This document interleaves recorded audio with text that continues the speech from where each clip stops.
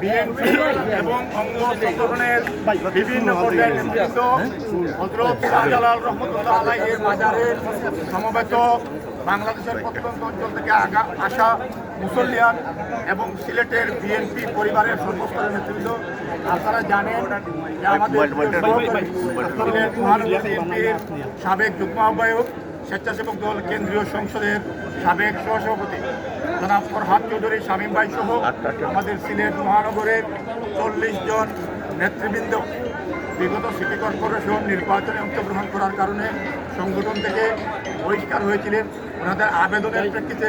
এবং দলের কাছে এই জন্য ওনারা দুঃখ প্রকাশ করার পরিপ্রেক্ষিতে আমাদের প্রিয় নেত্রী দেশনেত্রী বেগম খালেদা জিয়া এবং আমাদের প্রিয় নেতা বিএনপির ভারপ্রাপ্ত চেয়ারম্যান জনাব তারেক রহমান, ফরহাদ চৌধুরী শামীম ভাই সহ আমাদের নেতৃবৃন্দে বহিষ্কারাদেশ প্রত্যাহার করে আবারও সংগঠনে ওনাদেরকে